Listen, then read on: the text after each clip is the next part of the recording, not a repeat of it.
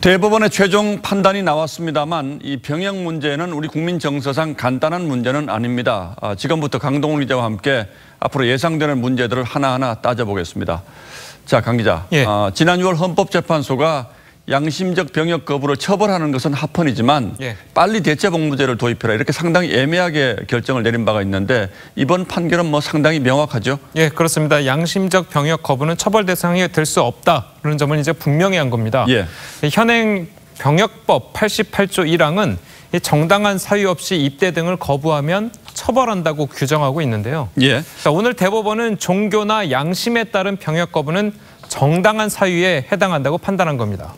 그러니까 이 병역법을 어긴 게 아니니까 처벌할 수도 없다 이런 의미인데요.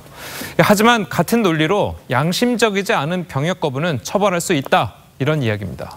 자, 그런데 이렇게 되면 군대를 가지 않으려고 일시적으로 어떤 특정 종교로 개종을 한다든지 이런 일도 생길 수가 있을 텐데 이건 어떻게 판단할 수가 있습니까? 그러니까 이제 개종을 해서 신념을 갖는다는 것은 이제 막을 수가 없지만 여호와의 증인 신도인 척을 하는 것은 어렵다고 합니다.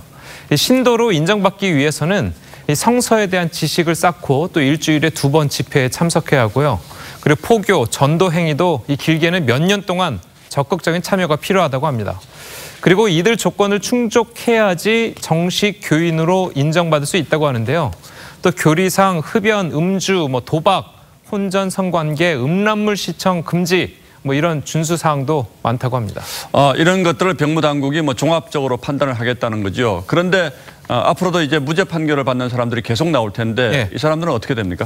이제 그동안 이제 병무청은요 입대를 거부하는 사람들을 형사 고발을 해왔었는데요. 앞으로는 병역 거부자들이 무죄 판결문을 받게 되면 지방 병무청에 전달해야 합니다.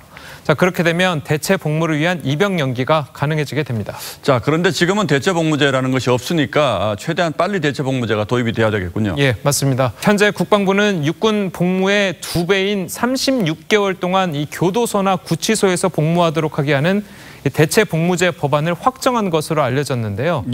양심적 병역 거부자가 형사처벌 대상이 될 수 없다는 판례가 나오면서 정부 안에 대해서 이 국가인권위원회와 시민단체 등에서 비판론이 나오고 있는 상황입니다.